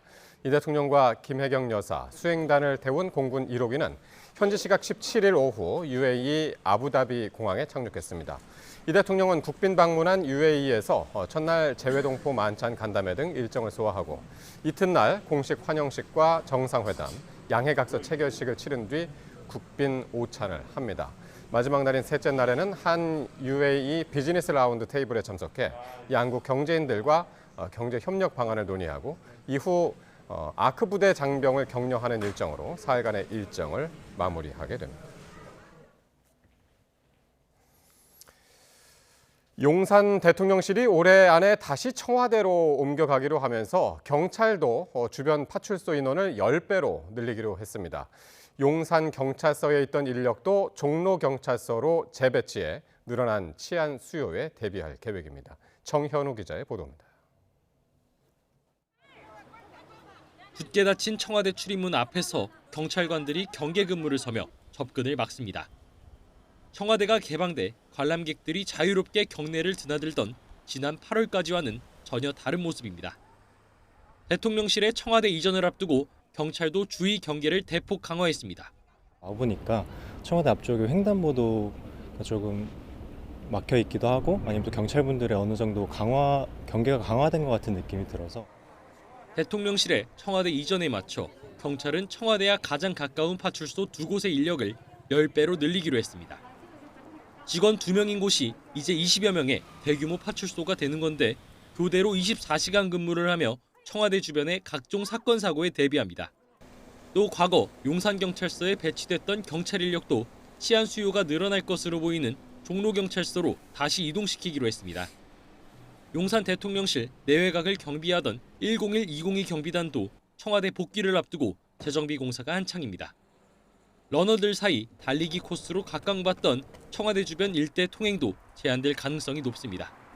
통제 부분에서도 좀 더 아무래도 러닝을 하는데 많은 맥이 끊길 것 같다 이런 생각들을 하고 있기 때문에 불편함을 더 많이 느끼는 부분들을 더 많이 발생될 것 같다. 대통령실의 청와대 복귀와 맞물려 경찰의 경비 계획도 한층 촘촘해지고 있습니다. YTN 정현우입니다. 한강버스가 강바닥에 걸려 멈춘 사고에 대표가 고개를 숙였습니다. 그런데 한강 수위가 낮아지는 요즘 운항 도중 바닥에 무언가와 닿는다는 보고가 급증하고 있어 또 다른 사고가 염려됩니다. 당장 운항을 멈춰야 한다는 요구가 이어지고 있습니다. 양일혁 기자입니다. 한강버스가 한강 한복판에 우두커니 서 있습니다. 잠실 선착장으로 향하던 중 강바닥에 걸려 오도 가도 못한 신세가 된 겁니다. 승객 82명이 구조돼 도움을 받아야 했던 사고에 한강버스 대표는 고개를 숙였습니다. 시민께 불편과 불안감을 드린 점에 대해서 진심으로 사과드립니다. 이번 사고는 야간에 항로 표시 등이 배터리 문제로 잘 보이지 않은 상황에서 수심이 낮은 곳으로 항로를 벗어났다가 발생한 것으로 추정됩니다. 문제는 한강버스가 정해진 항로를 지날 때에도 바닥이 강바닥이나 이물질에 닿았다는 보고가 최근 급증하고 있다는 점입니다. 특히 전체 15건 가운데 13건이 지난 7일 이후 보고됐는데 부유하던 로프가 프로펠러에 걸리는 등 상황이 갈수록 심각해지자 이물질 제거와 추가 준설 작업에 나서면서 운항에도 처질이 빚어졌습니다. 갈수기다 보니까 연중 수심이 가장 낮은 상태입니다. 이렇게까지 수심이 낮아질 것으로는 미처 저희들은 예상을 못한 것은 사실입니다. 사고와 잡음이 끊이지 않자 시민단체는 한강버스 사업을 전면 재검토하라고 목소리를 높였습니다. 전면적인 원인 조사에 착수하는 동시에 사업 전반을 백지에서 다시 들여다보라고 촉구했습니다. 안전 점검이 완료되고 그 결과에 따른 근본 대책이 마련되기 전까지 운항을 전면 중단하라!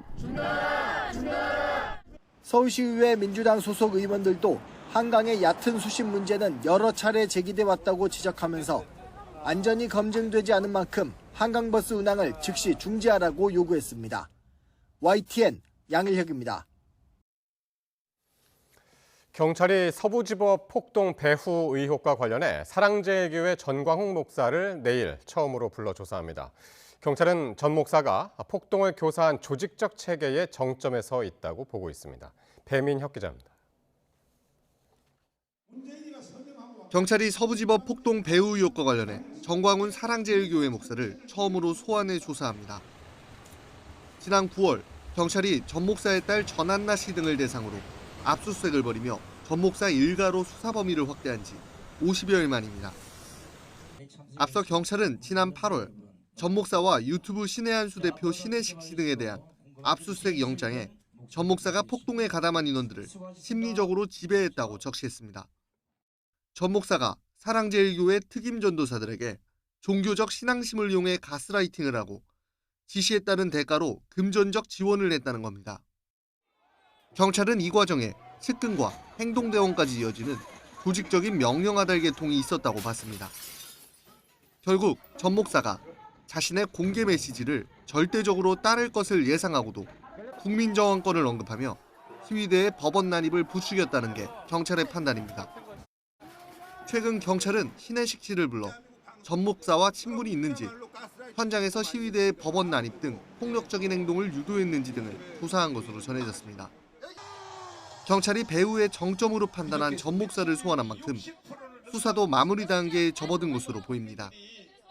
전 목사의 신병 확보에도 나설지도 주목되는데 경찰 관계자는 영장 신청 가능성에 대해 조사를 해봐야 알지 않겠냐는 원론적인 답변을 내놓았습니다.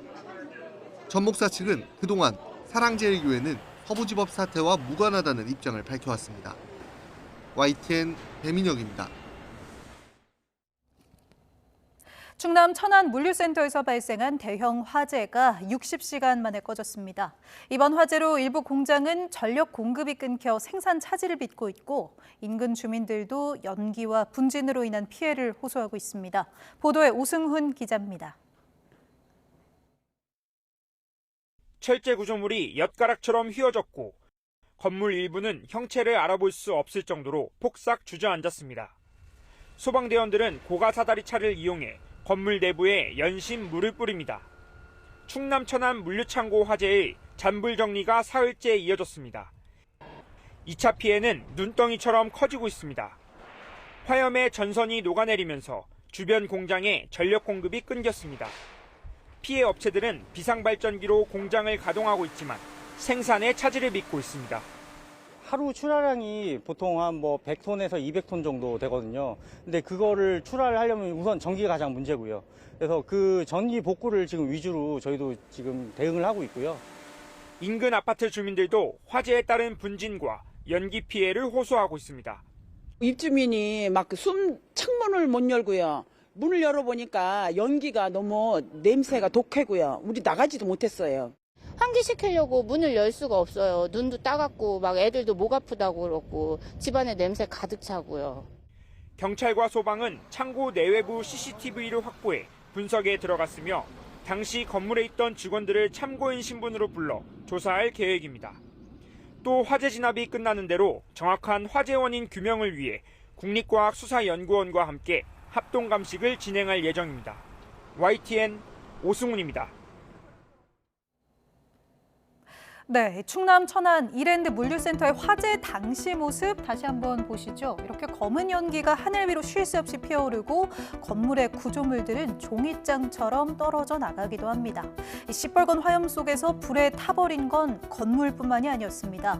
축구장 27개 크기의 거대한 이랜드 물류센터. 내부에는 이번 달 블랙 프라이데이 행사에 내놓으려던 신상 물건 무려 1,100만 점이 쌓여 있었는데요. 모두 한순간에 잿더미가 된 겁니다. 지금 보시는 건 한 패션 플랫폼에서 실시간으로 집계하는 탑10 순위표인데요. 운동화 브랜드인 뉴발란스가 블랙 프라이데이 판매 순위에서 순식간에 자취를 감췄습니다. 이번 화재로 러닝화 등 인기 있는 물건들이 몽땅 불에 타버리면서 강제 품절이 된 셈입니다. 이랜드가 운영하는 대부분의 브랜드들이 비슷한 사정입니다. 스파오, 로엠 등도 온라인 배송이 늦어질 수 있다고 공지했습니다. 인터넷 커뮤니티에도 이렇게 갑자기 주문한 물건이 환불됐다는 글이 잇따르고 있습니다. 1,100만 점이 넘는 물건이 한순간에 불에 탔으니 이해가 된다는 의견도 있지만 왜 물량을 한 곳에 몰아넣어뒀느냐는 비판도 나옵니다. 이와 관련해 이랜드 측은 당장 발송이 가능한 물건은 차례대로 배송할 예정이고 블랙 프라이데이 행사도 상황에 따라서 유동적으로 진행하겠다고 밝혔습니다. 내란 특검이 기소한 사건 가운데 노상원 전 국군 정보사령관의 재판이 처음으로 종결돼 다음 달 선고를 앞두고 있습니다. 한덕수 전 총리 재판도 다음 주면은 마무리되는데요.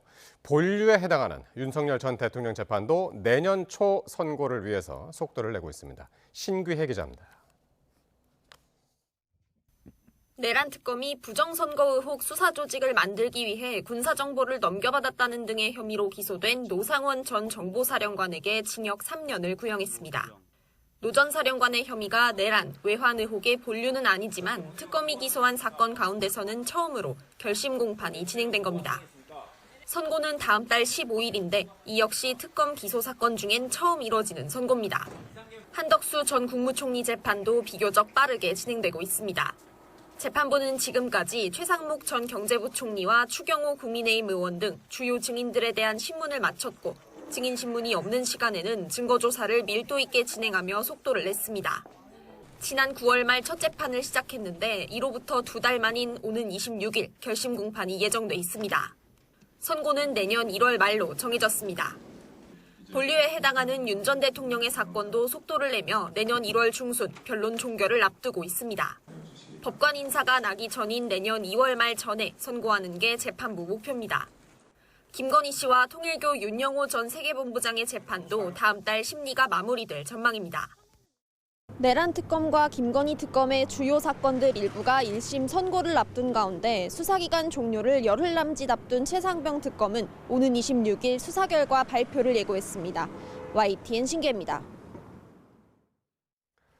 김건희 특검이 공흥지구 개발 특혜 의혹과 관련해 국민의힘 김선교 의원에게 오는 21일 소환을 통보했습니다. 특검은 국민의힘 김선교 의원에게 오는 21일 오전 10시 특가법상 국고손실 혐의 피의자 신분으로 나와 조사받으라고 통보했습니다. 양평 군수를 지낸 김 의원은 김건희 씨 일가 회사가 공흥지구 일대 아파트 개발 사업을 하면서 개발 부담금을 내지 않도록 하는 등 특혜를 준 의혹을 받습니다. 김 의원은 소환을 통보받은 건 사실이지만 변호인 일정 문제로 날짜를 조율 중이라고 밝혔습니다. 관봉권 띠지 분실 의혹과 쿠팡 퇴직금 미지급 사건 불기소 외압 의혹을 수사할 상설특별검사에 안권섭 변호사가 임명됐습니다. 수사 준비를 일찍 마친다면 초유의 4대 특검 체제가 가동될 수도 있습니다. 임예진 기자입니다. 이재명 대통령이 관봉권 띠지 분실 의혹과 쿠팡 퇴직금 미지급 사건에 대한 불기소 외압 의혹을 수사할 특별검사에 안권섭 변호사를 임명했습니다. 안 특검은 전주 완산고와 연세대학교 법대를 졸업했고 서울중앙지검 형사 5부장과 춘천지검 차장검사 등을 지냈습니다. 우선 막중한 책임을 느낍니다. 맡겨진 소임에 최선을 다하도록 노력하겠습니다. 안 특검은 상설특검법에 따라 최대 20일의 준비기간을 거쳐 조만간 본격적인 수사에 착수합니다. 한 차례 연장을 포함해 수사기간은 최장 90일이고 특검보 2명과 파견검사 5명을 둘 수 있습니다. 안 특검이 수사를 지휘할 쿠팡 사건 외압 의혹은 부장검사가 상급자의 외압 의혹을 국회에서 직접 폭로하며 다시 수면 위로 떠올랐습니다. 기록을 안 본 청장이 기록도 제대로 안 본 주임검사를 불러가지고 무혐의 수사 가이드라인을 정한 것은 대단히 부적절한 행위라고 생각이 듭니다. 당시 어미준 부천지청장과 김동희 차장검사가 무혐의 처분을 지시했던 건데 당사자들은 관련 의혹을 강하게 부인하고 있습니다. 안 특검은 이와 함께 건진법사 전성배 씨의 압수수색 과정에서 나온 5천만 원어치 한국은행 관봉권에 띠지와 스티커를 분실하게 된 과정도 들여다보게 됩니다. 두 차례 기간 연장을 모두 쓴 최상병 특검이 오는 28일 종료되는 가운데 상설특검 수사 준비가 일찍 마무리된다면 한동안 초유의 4대 특검 체제가 될 가능성도 나옵니다. YTN 임혜진입니다. 최상병 순직 사건 수사를 고의로 지연했다는 의혹을 받는 전직 공수처 부장검사들의 구속영장이 모두 기각됐습니다. 서울중앙지방법원은 오늘 직권남용 권리행사 방해 등의 혐의를 받는 김선규 전 부장검사와 송창진 전 부장검사에 대한 구속영장을 모두 기각했습니다. 법원은 이들의 범죄 혐의에 대해 사실적 법리적으로 다툼의 여지가 있어 불구속 상태로 방어권을 행사하도록 해야 한다고 판단했습니다. 국방부가 최근 군사분계선을 자주 침범해온 북한에 관련 논의를 하자면서 군사회담을 공식 제안했습니다. 이재명 정부 들어 남북회담을 제안한 건 이번이 처음인데 북한이 호응할지는 미지수입니다. 김문경 기자가 보도합니다. 지난달 19일부터 이틀에 걸쳐 북한군 수십 명이 군사분계선을 넘다 우리 군의 경고 사격을 받고 물러났습니다. 북한의 군사분계선 침범은 올해에만 10여 차례로 지난해보다 2배 가까이 늘었습니다. 2023년 말 북한이 적대적 두 국가론을 내세운 뒤 침범 사례가 급증한 겁니다. 군은 북한이 군사분계선 일대에서 철책을 설치하거나 지뢰를 매설하는 작업을 하다 군사분계선을 넘는 것으로 보고 있습니다. 전술 도로와 철책선을 설치하고 지뢰를 매설하는 과정에서 일부 인원들이 군사 분계선을 넘어 우리 지역을 침범하는 상황이 지속 발생하고 있습니다. 국방부는 이런 상황이 지속돼 우발적인 충돌 가능성이 우려된다며 북한의 군사회담을 열자고 공식 제안했습니다. 회담 의제는 군사분계선 기준선 설정입니다. 군사적 긴장을 완화하기 위해 남북 군사당국 회담을 개최하여 군사 분계선의 기준선 설정에 대해 논의할 것을 공식적으로 제안합니다. 군사 분계선은 비무장지대 내 남북 각 2km를 구분하는 선인데 1953년 정전협정 체결 당시 철책이 아닌 표지판을 설치해 구분했습니다. 국방부는 우발적 충돌 가능성과 함께 표지판 유실에 따른 일부 지역의 경계선에 대한 남북 간 인식차를 해소하려는 목표도 있다고 덧붙였습니다. 그러면서 판문점 협의를 통해 일정과 회담 장소 등을 정하자고 밝혔고 통일부도 북측에 적극적인 호응을 촉구했지만 북한이 응답할지는 미지수입니다. 남북 군사회담은 남북 정상회담과 대화가 한창이던 지난 2018년 10월이 마지막입니다. YTN 김문경입니다. 다카이치 사나이 총리의 타이완 유사시 개입 시사 발언으로 중국이 거센 반발과 함께 대응 수위를 높이고 있습니다. 자국민에게 일본 관광 자제를 권고하는 등 실력 행사에 나서자 일본은 외무성 간부를 중국에 급파했지만 갈등이 가라앉기는 쉽지 않아 보입니다. 도쿄에서 김세호 특파원의 보도입니다. 다카이치 총리의 타이완 유사시 개입 시사 발언에 중국이 연일 거세게 반발하며 실력 행사에 나서고 있습니다. 중국 정부는 자국민에게 일본 여행을 자제할 것을 권고한 데 이어 학생들에게는 일본 현지 치안 상황을 거론하며 유학에 신중을 기하라고 공지했습니다. 올해 1월에서 9월 일본을 찾은 중국 관광객은 748만 명으로 국가별 순위 1위를 차지하고 있습니다. 일본 정부는 중국의 조치가 양국 간 인적 교류를 위축시킬 수 있다고 비판했습니다. 首脳間で確認した戦略的互恵関係の推進、あるいは建設的かつ安定的な関係の構築、そういった大きな方向性とも相入れないものだと考えております。 사태가 악화 일로로 치닫자 일본은 가나이 마사키 외무성 아시아 대양주 국장을 중국에 급파했습니다. 가나이 국장은 중국 측에 다카이치 총리의 국회 답변이 기존 일본 정부의 입장과 변함이 없다는 점을 설명할 것으로 보이지만 사태 해결의 실마리를 찾기는 쉽지 않아 보입니다. 우선 다카이치 총리는 타이완 유사시 관련 발언을 취소할 뜻이 없음을 분명히 하고 있습니다. 특히 최근 여론조사에서 69%의 높은 지지율을 보이고 있는데 타이완 관련 발언을 철회하면 보수층 지지율 이탈로 이어질 수 있습니다. 또 중국 견제를 위한 미일 간 협력이 약화할 수 있다는 비판도 감내해야 합니다.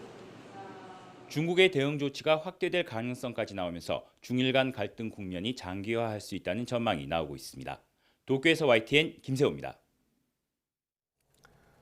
일본 총리의 타이완 군사 개입 발언을 둘러싸고 중일 갈등이 고조되는 가운데 라이칭더 타이완 총통은 중국이 지역의 평화와 안정을 해치고 있다고 비판했습니다. 타이완 중앙통신사는 라이 총통이 국가기록보관소 개소식에 참석한 자리에서 중일 관계 악화에 대한 기자의 질문에 이같이 밝혔다고 전했습니다. 라이 총통은 이어 중국은 자제하고 대국의 풍모를 보여야 한다며 지역의 평화와 안정에 문제를 일으키는 트러블 메이커가 되지 말라고 지적했습니다. 불법 자금 세탁 창구로 알려진 캄보디아 후이원 그룹과 연계된 환전소가 국내에서 운영됐다는 의혹과 관련해 경찰이 본격 수사에 착수했습니다. 캄보디아 납치 감금 범죄의 배후로 지목된 프린스 그룹 관련자인 한국인 2명도 입건했습니다. 이현정 기자입니다. 서울 대림동에서 운영하다 현재는 자취를 감춘 후이원 환전소.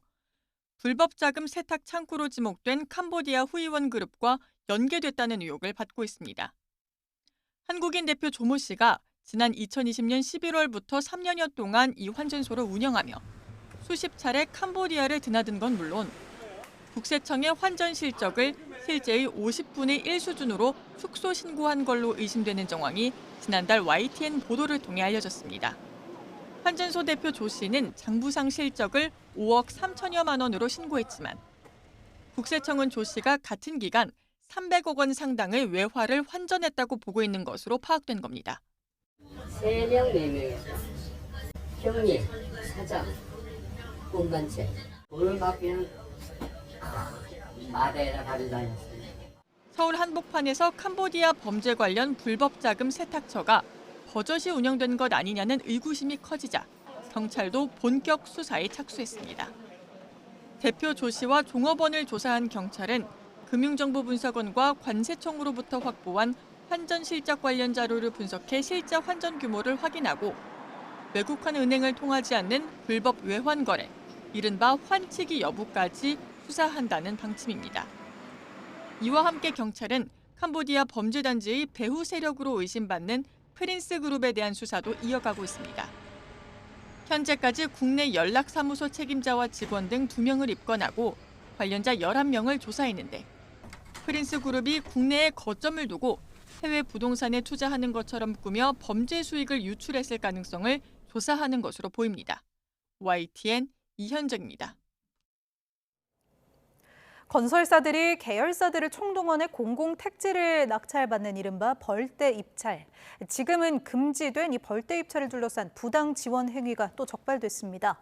아파트 브랜드 린으로 잘 알려진 우미그룹이 총수 2세 회사를 비롯한 계열사에 공사를 몰아줬다가 과징금 484억 원과 함께 검찰 수사를 받게 됐습니다. 이승은 기자가 보도합니다.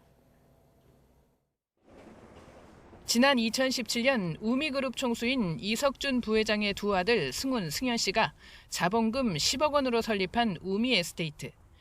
별다른 실적도 없고 적자 상태에서 그해 우미그룹이 시행하던 남양주 별내 아파트 공사의 비주간 시공사로 선정됐고 2023년 기준 100억대 영업이익을 내는 회사로 성장했습니다. 두 아들은 뿐만 아니라 우미개발에 지분을 팔아 5년 만에 차익 117억 원을 벌었습니다. 우미그룹은 지난 2017년부터 이렇게 별다른 실적이 없던 5개 계열사에게 12개 아파트 공사에서 5천억 원에 육박하는 일감을 몰아주고 직원들도 보내줬습니다. 건축 공사업 면허조차 없던 회사도 자격을 갖춰줬습니다. 벌떼 입찰이 사회적 문제가 되자 300세대 이상 주택건설 실적이 있어야 입찰 1순위로 참가할 수 있도록 제도가 바뀌었기 때문입니다. 이렇게 실적을 채운 5개 계열사들은 공공택지 입찰 275건에 참여했고 우미에스테이트와 시무종합건설은 2020년 2개 공공택지를 낙찰받기도 했습니다. 이를 통해 두 회사는 800억 원대 이익을, 그룹 전체는 1,200억 원대 이익을 추가 확보했습니다. 공정거래위원회는 우미그룹의 시정명령과 함께 과징금 483억 7,900만 원을 부과하기로 하고 주요 역할을 한 우미건설을 검찰에 고발하기로 했습니다.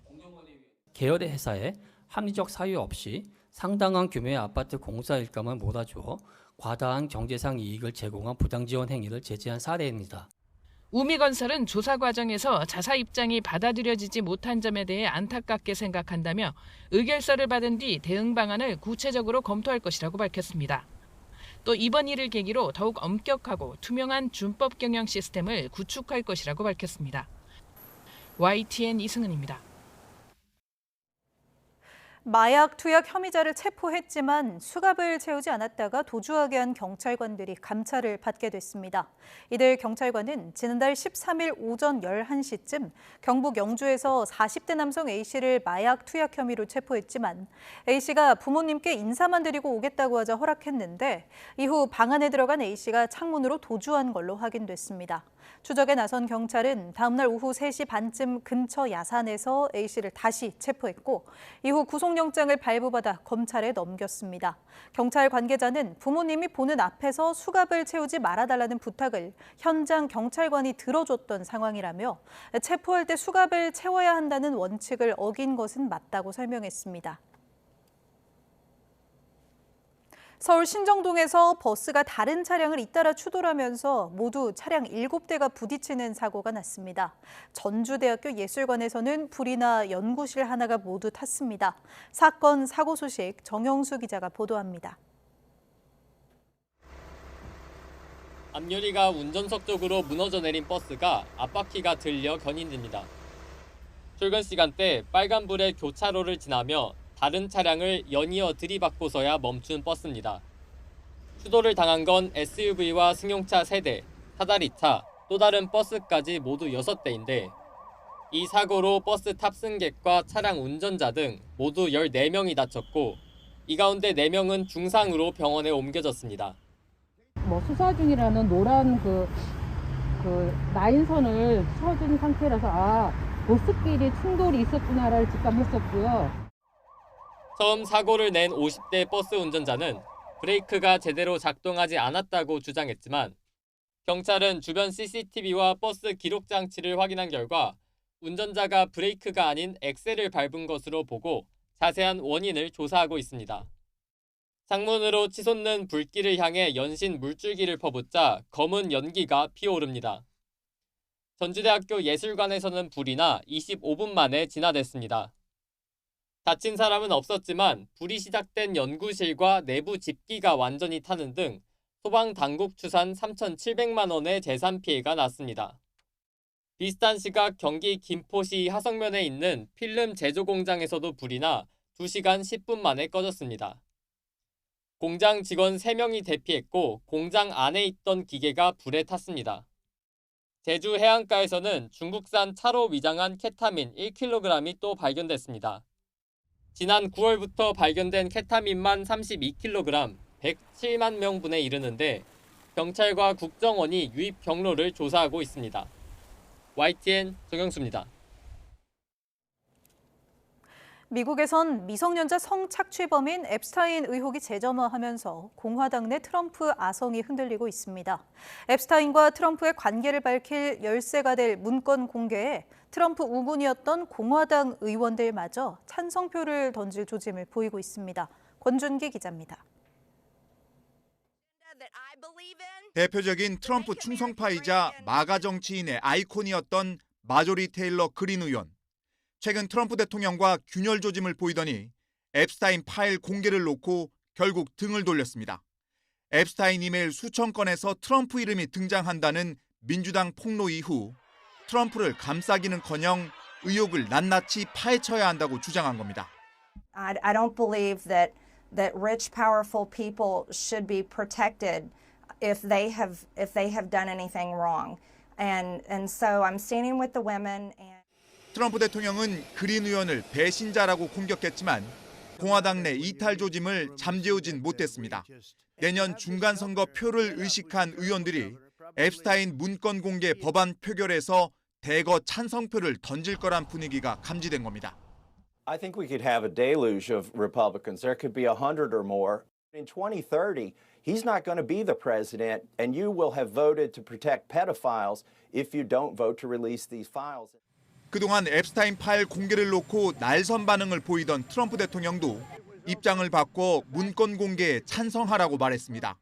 숨길 게 아무것도 없는 만큼 민주당 사기극에서 벗어나기 위해 문건을 공개하자는 글을 SNS에 올렸습니다. 월스트리트저널은 이번 표결이 공화당의 충성도를 가늠할 중대한 시험대였지만 공화당 내부 이탈로 인한 망신을 피하기 위해 트럼프 대통령이 입장을 선회한 것이라고 분석했습니다. YTN 권준기입니다. 미국이 세계 최강 항공모함을 카리브해에 배치하면서 베네수엘라에 대한 군사적 압박을 최고 수준으로 높였습니다. 이 같은 최고 수위의 압박에 직면한 마두로 베네수엘라 대통령은 지지자들 앞에서 존 레넌의 노래 이매진을 부르며 평화를 촉구했습니다. 워싱턴에서 신윤정 특파원입니다. 미 해군은 보도자료를 내고 미 남부사령부 관할 구역에서의 해상 작전을 위해 세계 최대인 포드 항모가 이끄는 항모 전단이 카리브해에 진입했다고 밝혔습니다. 그러면서 도널드 트럼프 미국 대통령의 국토 방어를 위한 초국가 범죄 조직 해체와 마약 테러 대응 명령을 지원하게 된다고 설명했습니다. AP통신은 포드 항모 도착으로 미 군사력 집결이 완성됐다며 미 해군 함정 10여 척과 병력 12,000여 명이 합동작전에 합류한다고 전했습니다. 트럼프 행정부는 지난 9월부터 베네수엘라에서 미국으로 유입되는 마약을 차단하겠다며 카리브해 등에서 마약 운반선을 잇따라 공격해왔습니다. 이런 상황에서 1989년 미국의 파나마 침공 뒤 최대 규모 병력을 배치한 건 베네수엘라 마두로 정권에 대한 압박을 최대치로 끌어올린 것으로 풀이됩니다. To amass such naval presence near Venezuela, you are dramatically raising the risk. 트럼프 대통령은 니콜라스 마두로 대통령을 국제 범죄 조직을 돕는 독재 정권이라고 맹비난해왔고 군사작전 감행을 시사해왔습니다. Venezuela sent us thousands and thousands, hundreds of thousands of people from prisons, from mental institutions, drug addicts. 베네수엘라 정부는 이번 훈련을 공격 행위로 규정했지만 항공모함 도착에 대해서는 즉각적인 논평을 내놓지 않았습니다. 마두로 대통령은 더 전쟁은 없어야 한다면서도 정권 전복을 목적으로 한 미국의 공격에는 맞서 싸우겠다며 대규모 군 동원령을 내렸습니다. Peace, peace, peace. Hacer todo por la paz. Como decía John Lennon, ¿no? Imagine us people. 미국의 포드 항모 전단 배치가 실제 군사 행동으로 이어질지 긴장감이 고조되면서 국제사회 우려가 커지고 있습니다. 워싱턴에서 YTN 신윤정입니다. 임승관 질병관리청장은 인플루엔자, 독감 환자가 최근 10년 이맘때를 통틀어 가장 많이 발생하고 있다며 65세 이상 어르신과 13세 이하 어린이 등 국가 예방접종 대상자들은 꼭 접종을 받으라고 밝혔습니다. 제7차 호흡기 감염병 관계부처 합동대책반 회의를 주재한 임 청장은 올해 45주 차인 11월 2일부터 8일까지 의원급 의료기관에 찾아온 독감 외래 환자가 1000명당 50.7명까지 늘었다며 이같이 말했습니다. 또 올해 독감은 유행기간이 길고 지난해와 비슷한 정도로 크게 유행할 가능성이 있다며 가장 효과적인 예방법은 접종이라고 강조했습니다. 아울러 독감 유행기간엔 사람이 많고 밀폐된 장소에 방문을 자제하고 방문할 때는 마스크를 착용하는 등 예방수칙을 지켜달라고 당부했습니다.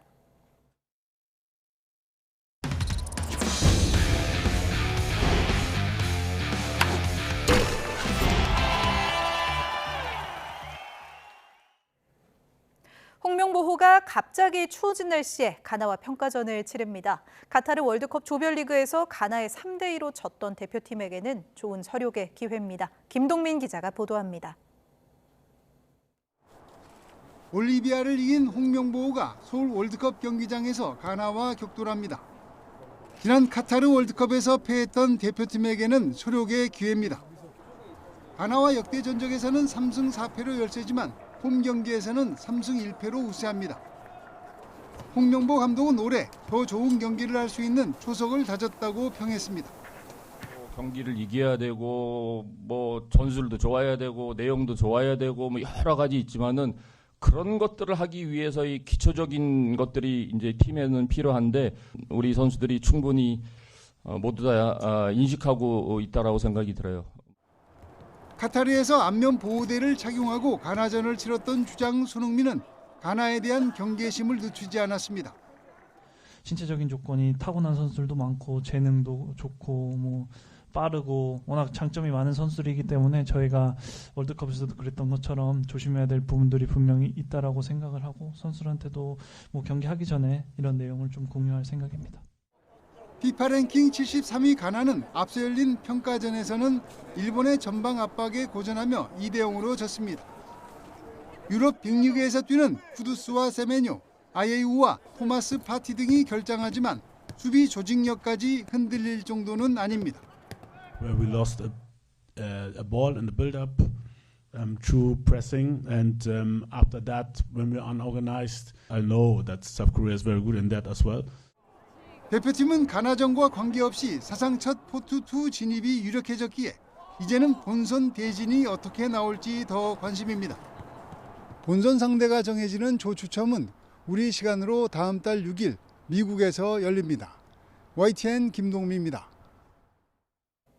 야구 대표팀이 한일전을 무승부로 마무리하며 가까스로 11연패를 막은 데에는 타선의 공이 컸습니다. 그 중심에는 올해 2군에서 시작해 리그를 대표하는 타자로 성장한 안현민 선수가 있습니다. 이정미 기자입니다.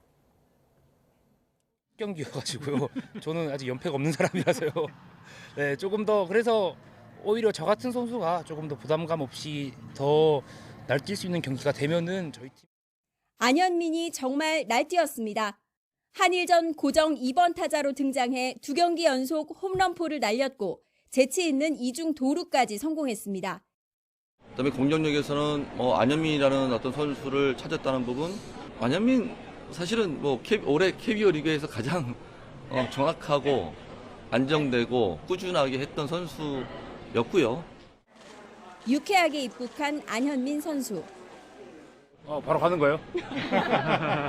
아직 잠이 덜 깬 것 같은데. 쉽지 않아요 지금. 경기 전부터 안현민을 경계대상 1호로 지목했던 일본 감독도 메이저리그급 선수라며 극찬을 아끼지 않았지만 어느 경기든 좋은 투수를 상대하는 건 다를 게 없다는 안현민은 정작 덤덤했습니다. 그 타구 스피드랑 속도가 메이저리그급의 선수다라고 표현을 해주신 거여가지고요. 네. 그냥 딱 그 정도지 뭐. 아직은 조금 가야 될 길이 멀지 않나 싶습니다. 지금은 긴장도 하지 않는 배짱 타자지만 안현민이 시작부터 빛났던 건 아닙니다. 2022년 신인 드래프트 당시 KT에 지명된 순위는 불과 38위였습니다.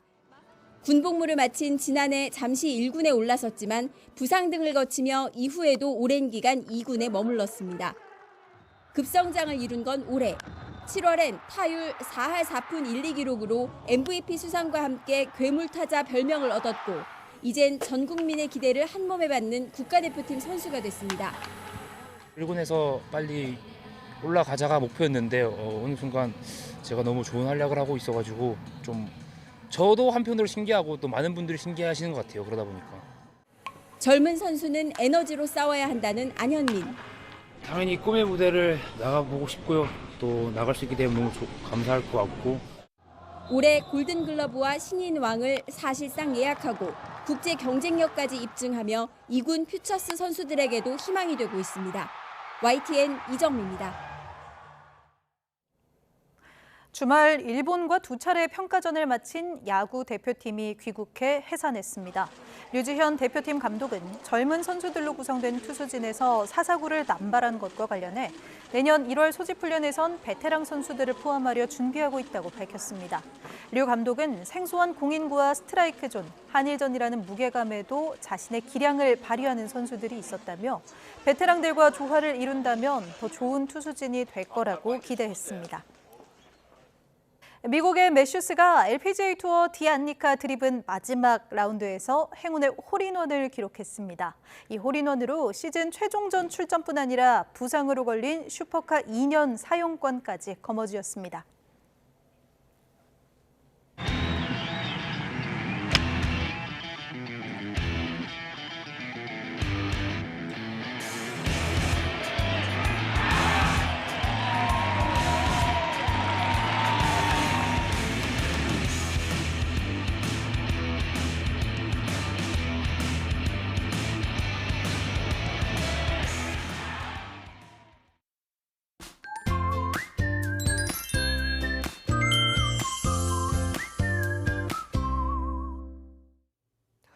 공기가 무척 차가워졌습니다. 밤사이 기온이 크게 떨어지면서 내일은 올가을 가장 추운 날씨가 찾아오겠는데요.